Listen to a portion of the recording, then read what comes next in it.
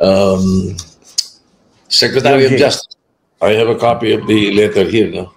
Na gusto yung ating inquiry daw, nire-request na itong si Pacifico Diskaya and si Saria Rowena Diskaya be admitted into the Witness Protection Program. Pursuant to so and so, ganyan. Ibig sabihin niya, bibigyan mo ng immunity itong bigla. So, pagdating sa akin ng sulat nung gabi, hindi ko pinirmahan. Ang sabi ko, i-refer ko ito sa i-refer ko ito sa Blue Ribbon na bagong chairman dahil alam ko, kinabukasan, magkakapalitan. At ang tinanong ko nga, bakit sila nagmamadali na ipasok sa state witness to? Hindi pa tapos, hindi pa natin nabe-verify yung veracity ng mga sinasabi. We should always verify first the statements na sinasabi. Hindi pwedeng madaliin ng pagiging state witness, di ba? At ito mabigat Pag ginawa mong state witness yan, gagastusan ng gobyerno yan. Pagkatapos tayong allegedly pinagnakawan ng billion-billion, gusto nila ngayong gawing state witness at gagastusan pa natin yan. Hindi ba? Magtataka ako dito sa mga ibang tao na parang naiinis pa sa akin na hindi ko ginagawang state witness yung dalawang Diskaya. Isipin muna nilang mabuti yung sinasabi nila, di ba? Lalong magwawala ang mga kababayan natin. Nagagalit na nga, nagwawala na ba? Ayan, talaga magwawala sila ng gusto. I-verify natin yung mga sinasabi nila. Kasi meron silang mga sinabi dito sa Blue Ribbon ng Senate about isang punto yung sabi nila nag-umpisa raw sila sa DPWH nung tinanong namin sila, sabi niya 2016 daw, tapos doon daw sila nag-umpisa sa DPWH. Sa mga interview nila sa media, may sinasabi sila thereabouts, no? Na yun nga, bigla silang yumaman sila dahil sa negosyo nila sa DPWH, ganun yung mga kwento, at sobrang yaman. Ngayon, nung nasa house, tinatanong sila dyan, ang sinagot, panahon pa raw ni Gloria, kasi bakit napakalaki ng naamas ninyong bilyones? Ang sabi, hindi, panahon pa raw ni Gloria Macapagal. Ando na sila sa DPWH hanggang kay Noynoy, panahon ni Noynoy, at saka dito nga sa panahon ni Marcos. They jumped the 2016 to 2022 point. Samantalang samantalang sila ang number one contractor of the DPWH on record from 2016 to 2022. Ba't din nila binabanggit yun?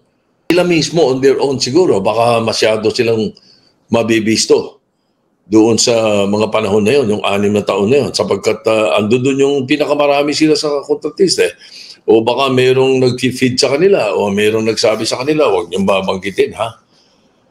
Di ba? Okay.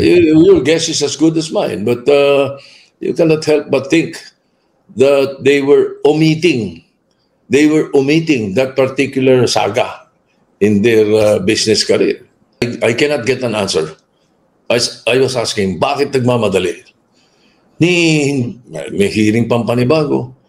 At saka right after the changing of the guards, so to speak, pagkapalit namin umaga, can you imagine, Christian, kung ano nangyari niya sa letter of authority na yan, na bigay sa DOJ, kung hindi ako Senate President that day, what would Senator Escudero done? Magkakasangga sila. Sila magkakakampi, di ba? I don't know. Maybe it's good to ask him. What would he have done? Kasi pinipilit ni Senator Marcoleta yan. Ito pa nga isa na napansin ko The following day, nung may nag-testify sa House, parang buong kwento, tsaka nung manonood mo, malaman nila. Kinabukasan, nung merong nagsalita doon, yung Hernandez, about 2 senators being involved, na may sinabing halaga, may sinabing ganito, na mabe-verify na kanya kung totoo at hindi.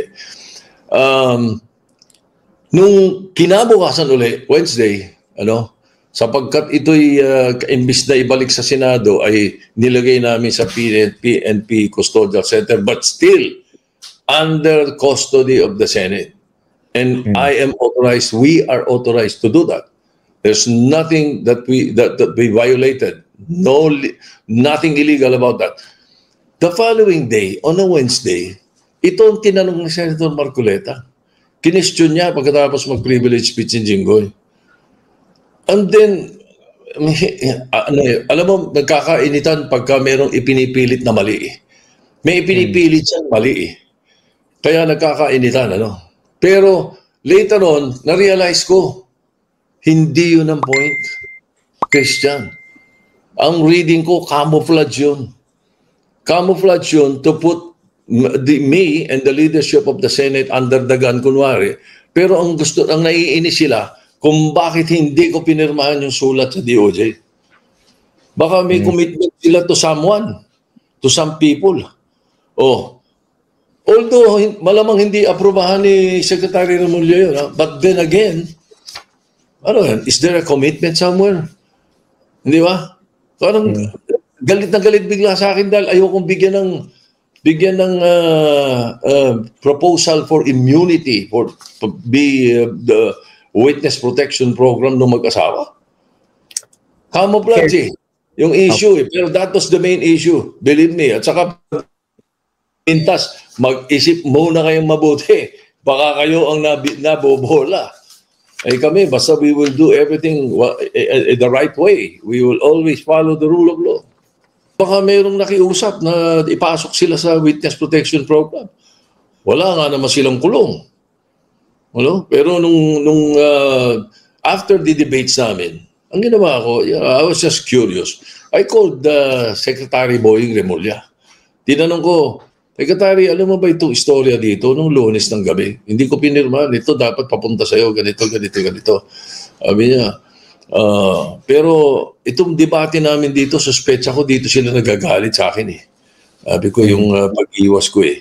Sabi ni Secretary Remulla, in so many words, may mga mabigat siya mga binitawan eh. Pero sinabi niya, yung ganitong daw klase, kaso, not directly yung mga diskaya, kailangan daw yun, lahat ng ninakaw nila sa gobyerno, ibalik nila. One. Tama. Number two, they must tell all. Sabi ko nga, not tell half. Tell all. Yan, pwede ka. Dahil kaya ka papasok na witness protection program, meron kang masasagasaan na malalaking tao na involved pala. Di ba? Yan, pwede kayo pasok sa witness protection program. Pero bakit nag-hearing tayo, gagawin kagad nating witness protection program kagad dito, magkakaroon ng immunity?